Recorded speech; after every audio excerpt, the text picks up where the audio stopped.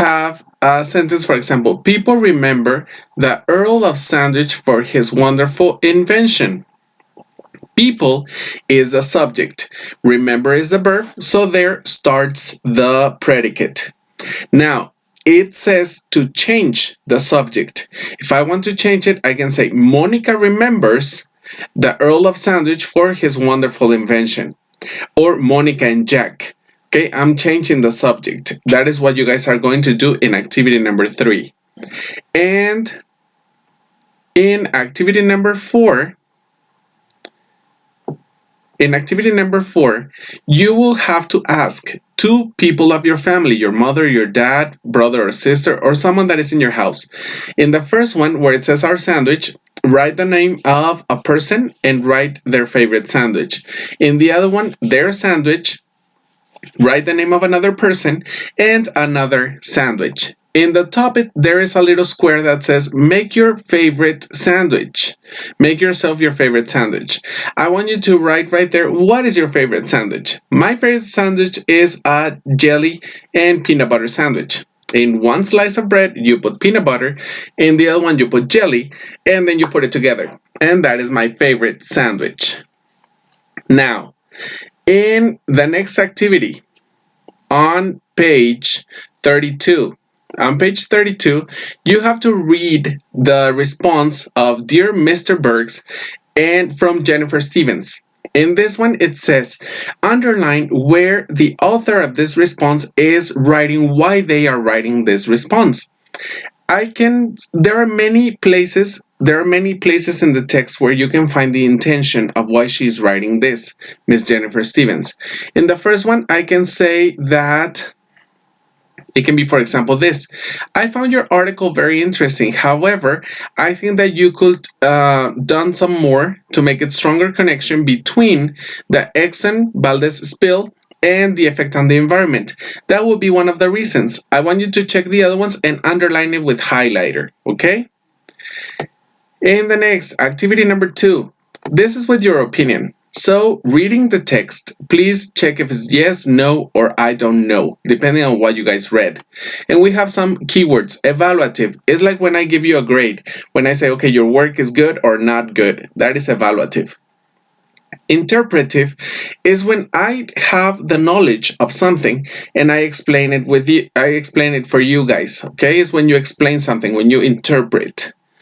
Oil spill, like when a boat is in the ocean and has a crack and the oil comes out and pollutes, that is an oil spill. Premise is when you have like an article like this one of Mr. Burks and you make a criteria or give an opinion about something. That something is a premise that you have of knowledge. The next one is recovery. When something is hurt or damaged and you make it better or make it feel better, that is to recover. Salutation is when you say hi, okay? And in the bottom it says, have you ever done something nice for someone today? Or have you done something nice for someone today? Please write if you have helped your mom, if you were good with your brother or sister. Please write something right there too. In the next one on page 33, you will have a tutorial for responses where I explain each one of them. If you read it, it will be basically the same, but I want you guys to match with a line the number 1 with what is it? Response, premise, or emotional, evaluative, or interpretive, and the number 2 and 3 and 4 and 5. In the bottom, in the activity number 4, just make a line with your highlighter and write activity done online class. Okay, please make a line right there. In the next page, page 34, you have the Minamata case. The Minamata case talks about cats that were dying. Some say that is true, some say that is not. Read it, it's really interesting, and try to focus on the questions on the top that it says, what type of text is it? What is it about? And do you agree with Gina Jackson's conclusion? Gina Jackson is the person that is writing this article. And you guys are going to write a response. The response is over here in activity number 2. What is a salutation for Gina? Okay, how would you do it? Like, hello, Gina Jackson, or dear Gina Jackson. Main premise, what are you going to talk about in your response? and 3 important facts. Example 1, example 2, and the closing. In the example 1, I want you to write something important that you want to express. In the number 2, as well, something important. And in the closing, just saying goodbye, Miss Gina Jackson, this is your friend, Robert, or your friend Harold, or your friend Natalia. Okay, someone. In the next page, you have a space to write to Miss Gina Jackson. Write your response with the things that you have written right here. Okay, dear Miss Gina Jackson, I write this letter to you because, and you explain why, and then you say goodbye. Okay, minimum 1 paragraph. I don't want you to write a lot.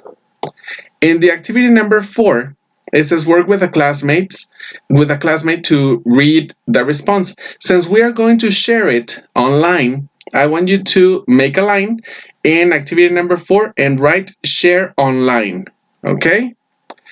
And in the square says draw an ecological disaster. What is one? An oil spill. If you have another natural disaster, please write it right there and make a little drawing of it. In the next page, we are already in Sharp Speaking. You will have the audios in your activities on the platform, okay? And please listen to the tracks so we can answer it. In the activity number 1, we have a recipe, but we don't know what it's about. So if you know what it's about, just write it right there on the side if you imagine what she's making or he's making. In activity number 2, it says, let's listen to the track again and just complete the blanks with what it says. And then it says, when did you last say please? I know that you guys say please a lot, so please write it like I said please in the morning, or I say please to my mom on something that I said. In page 37, we will have to duplicate the quantities that we have on the past page. In the recipe on the top, we have to multiply it times 2. For example, in the first part, that it says ounces of semi-sweet chocolate. In the past page, it says 8 ounces of semi-sweet chocolate, that is 550 grams. So if we duplicate it, in the first one, it will be how many ounces? From 8 times 2, 16. And how many grams? 550 times 2, that makes 1,100 grams. Okay, so that is what we're going to do. We're going to put it times 2. In the next one, interview your classmate about your favorite dessert. Here, I want you to do this one for homework. Please ask your mother for a dessert, or your dad, depending on who cooks, or probably a sister. What are the ingredients and how do you make it? So we can talk about it in class, okay? Page 38. On page 38, we will have another track, and it's going to tell us how many oranges we can have in a gallon, half a gallon, a quart, or a cup, okay? And write the name of your favorite juice. My favorite juice will be green juice,